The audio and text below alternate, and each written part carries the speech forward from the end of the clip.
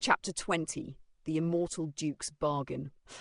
As the night air grew heavier with the weight of unspoken decisions, Eowyn stood before the cloaked figure, her thoughts consumed by Sir Elric and the Emerald City. The immense power the man possessed was undeniable, yet something far more sinister seemed woven into his presence.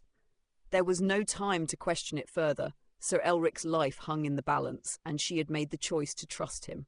The man finally spoke again, his voice smooth, calculated, and laced with finality, making Eowyn tense. "You may not enter the Emerald City," he explained, his tone firm but measured. "Not now. The city's sanctity is protected by the gods, and only those born of its bloodline may enter freely. Sir Elric, being one of those born there, may accompany me, but you are not of our kind." Eowyn's heart sank. This was more than just a journey to another land. There were ancient rules governing the Emerald City, barriers no princess could bypass. Frustration rose in her chest as she clenched her fists. She had come so far, only to be left standing at the edge of a solution she could not reach. Before she could voice her objections, the man spoke again, his voice shifting, the underlying power now unmistakable. "However," he continued, his eyes glinting beneath the hood, "I understand your desperation. This is not something I expect you to accept lightly, so I offer you something." He extended his hand, palm open, and his voice dropped to a more personal tone. "I am Duke Azoth, known as the Immortal Mage. I have lived through the bestial wars and countless centuries since. I have seen the world through the eyes of gods, and I can make promises no mortal can." A heavy silence followed as Eowyn's thoughts raced. The name Duke Azoth carried an ancient weight, and she could feel the burden of his words pressing against her. "What does this mean for me?" she asked, her voice steady despite the storm within. Duke Azoth's smile deepened, faint yet tinged with wisdom and experience far beyond her own. His voice was as old as the city itself when he replied, "I understand your frustration, Your Highness. The Emerald City is no ordinary place. It is a kingdom where the gods' way bloodlines run through its citizens. Those who carry titles of duke or higher are often children of the goddess of magic, born from unions between mortals and the divine.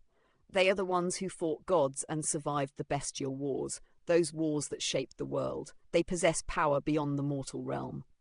Eowyn's gaze sharpened as she absorbed his words. The thought of God's bloodlines quickened her pulse. The bestial wars, the wars that had torn the continent apart, shaping everything, even her world, in ways she couldn't fully grasp. "And what do you offer in exchange for my trust?" she asked, her voice firm despite the heaviness in the air. Duke Azoth's smile deepened, and he stepped closer, his presence unsettling yet compelling. "I offer you my title," he said. "I will give you the rights of a Duke of the Emerald City, along with the authority to command my forces, access to my knowledge and resources to aid you in the days to come. In exchange for saving Sir Elric, I will guarantee he remains alive, bound to your service, as long as he is willing. You need not worry about the dark magic claiming him, for I will bind him with my own spells, as I have done for many others." Eowyn froze. She hadn't expected the offer to be so grand, to hold the title of Duke, such power, such access to the legendary resources of the Emerald City. It could change everything, but there was a cost. She could feel it in her bones. Every step closer to Azoth felt like another thread of dark magic tightening around her. "And what do you want in return?" she asked, her voice quiet but firm. Duke Azoth leaned in slightly, his gaze unwavering. "I will do this for you because you are a princess worthy of my respect, Eowyn. But in return, I demand only one thing. Your promise. You will not try to stop the knowledge I hold from reaching you." He paused, his eyes searching hers. "I will give you the location of the exiled seer, the one you seek. I will tell you where he is hidden, but only if you promise me this. You will not try to destroy the source of his knowledge or erase his existence from your world. He holds knowledge that must be preserved." Eowyn's heart stilled as she processed his words. The seer? Calum Vane, the one her dreams had shown her, the one her father had erased from the records. She had been searching for him, desperate for the answers he could provide. Her voice was low, but determined when she responded. "You ask for a lot, Azoth, but I will not ignore the price you demand for saving Sir Elric." Her eyes met his with a steely resolve. I swear on my father's legacy that I will not harm Calum Vane. If he holds the truth I need, I will not destroy him. Azoth regarded her for a long moment, as though weighing her sincerity. Then, with a single, decisive nod, he stepped back and raised his hand. Then it is done. Sir Elric will live, and you will have what you seek. The weight of a promise. Eowyn felt the weight of her decision settle in her chest. She had just agreed to an unholy alliance with the very man who carried the god's bloodline and had fought in the wars that nearly tore the world apart. She had agreed to a bargain that tied her to the Emerald City's dangerous web of secrets.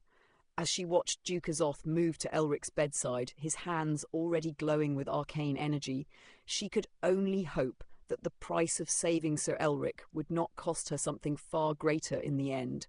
The Duke turned to her one last time before he left the room. "Be careful, Princess Eowyn," he said. "The gods may have granted me immortality, but they are not to be trusted.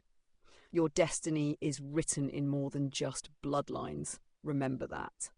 With those final words, Duke Ath and his dark energy faded into the night, leaving Eowyn alone with her thoughts, as the heavy weight of the Emerald City's promise sank deeper into her soul.